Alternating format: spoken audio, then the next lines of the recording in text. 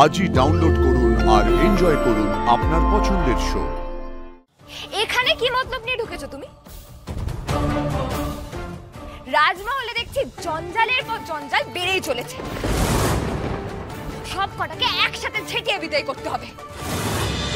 তোমার দুজন গেস্ট আজকে ডিনারে ইনভাইটেড, ওদের জন্য এই পিজা।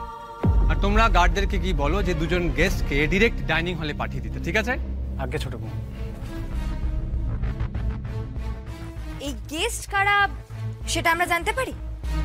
মানে আমরা তো খেতে বসে গিয়েছি, আমাদের মধ্যে হঠাৎ করে কে আসবে? এলিয়ে দেখতে পারবে। আচ্ছা ফুলকি, যে তোমার যে এত গেস্ট আসে, তুমি কি আমায় জানাও? তুমি কাদেরকে গেস্ট বলছো? তমাল দাদা, পিয়াল দাদাকে? ওরা আবার গেস্ট হয়? তুমি কিন্তু এইভাবে কাউকে অপমান করতে পারো না, এটা মনে রাখবে।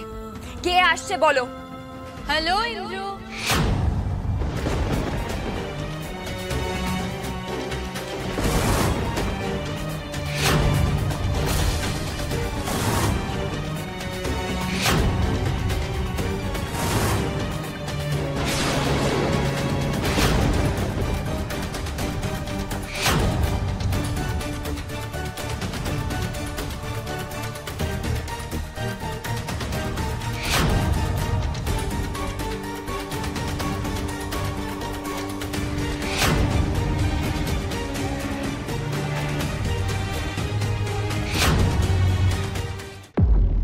তোমার বাড়িটা কিন্তু বেশ সুন্দর।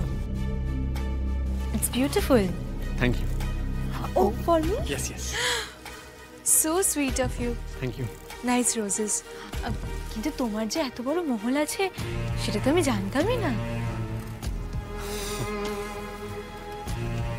ও বাবা, ফুলকি দাস। ফুলকি দাস, রোহিত দা, তমাল পিয়ালও আছে।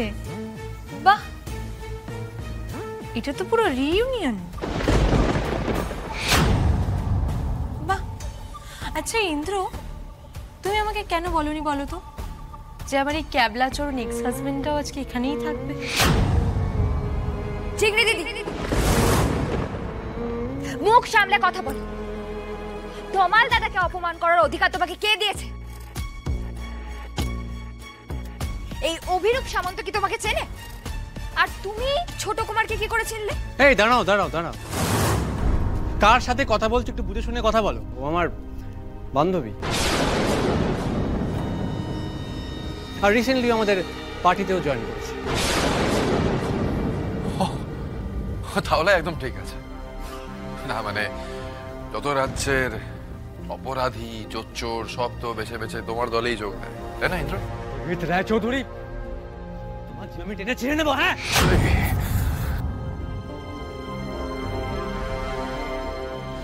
ফুলকি দাসের দাদা তুমি, এখন অব্দি আমার খুশি রাখাওনি, খেলে সামলাতে পারবে না।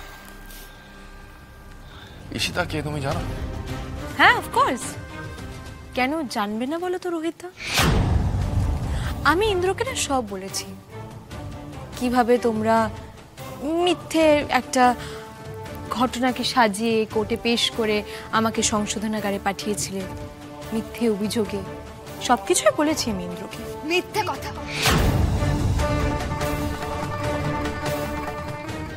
একদম মিথ্যে কথা। তুমি স্বীকারোক্তি করে সংশোধনাগারে গেছিলে, তারপর তুমি আবার ফিরে এলে ক্ষতি করতে। তারপর তোমার সাজা হয়েছিল চিংড়ি দিদি। এখানে কি মতলব নিয়ে ঢুকেছো তুমি? রাজমহলে দেখছি জঞ্জালের পর জঞ্জাল বেড়েই চলেছে। সব কটাকে একসাথে ঝেঁটিয়ে বিদায় করতে হবে। ফুলকি ফুলকি, আমি চলি কেমন? কেন তোমার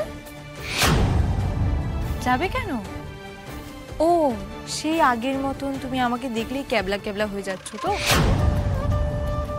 ভয় লাগছে কেন বলো তো? এই ভয় পেয়ে ল্যাজ গুটিয়ে পালিয়ে যাচ্ছ তুমি। আসলে কি বলো তো ঈশিতা, আমি তোমার কথার কোনো জবাব দেওয়ার প্রয়োজন বোধ করছি না। আর ভয় তো তোমার পাওয়ার কথা। যদি তুমি এখানে কারোর ক্ষতি করার অভিসন্ধি নিয়ে এসে থাকো তাহলে অনেক বড় ভুল করছো। ছোট কুমার বলছি যে আমরা এখন ডিনারটা করে ফেলি। সেটা বেটার হবে।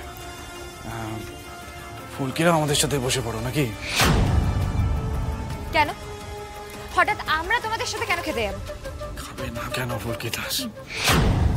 হিম্মত নেই, ভয় ভয় করছে। ঘেন্না করছে, ঘেন্না।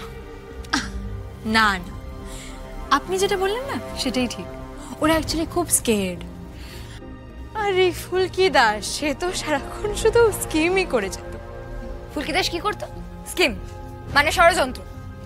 মা কালী বলছে ফুলকি দাস কি করবে? ফুলকি দাস কি হয়েছে বাবা? একদম না, মাথা ঠান্ডা। আরে এরা তো এটাই চায়, এখানে একটা গন্ডগোল হোক, তুমি 3-4টে ঘুষি মারো, তারপর ওরা ভিডিও বানিয়ে ভাইরাল করো। এসব প্ল্যান নিশ্চয়ই তোমার এই নতুন সদস্য দিচ্ছে। হ্যাঁ, she is quite good at it, but এরকম কিছু হবে না, ডোন্ট ওয়ারি। আমরা সবাই বসবো, শান্তিপূর্ণভাবে ডিনার করব। এসেই শুধু শুধু একটা ঝামেলা তুমি ফেসে গেলে। না না, ইটস ওকে। এদের সাথে আমার এই ট্রিটমেন্টটাও অভ্যেস আছে। অভিরূপদা বলছে আমাদের কি করা উচিত? আমাদের কি এখানেই খাওয়া উচিত নাকি আমাদের ঘরে গিয়ে ডিনার করা উচিত? আমার কিন্তু মনে হয় যে ডিনারটা আমাদের এখানেই করা উচিত, তাহলে অধিকারটা দেখানো যেত। আমার বাড়িতে আমার বন্ধুদের নিয়ে কেন আমি এক ঘরে হতে যাব, তাই না? হ্যাঁ হ্যাঁ, চলো আমরা বসি তাহলে, চলো।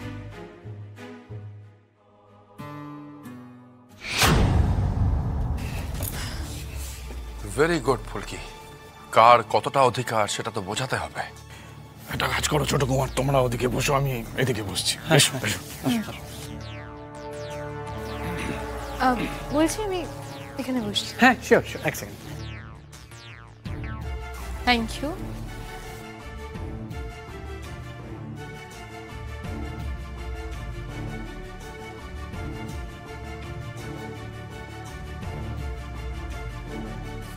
So, cheers.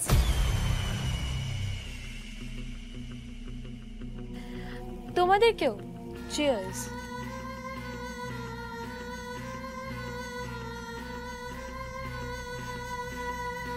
চিংড়ি দিদিটা ইচ্ছে করে তমাল দাদা উল্টো দিকে গিয়ে বসলো যাতে তমাল দাদার বিরক্তি বাড়ে। আমি না আর পারি না সত্যি। কোথা থেকে যে চিংড়ি দিদিটা আবার চলে এলো কে জানে।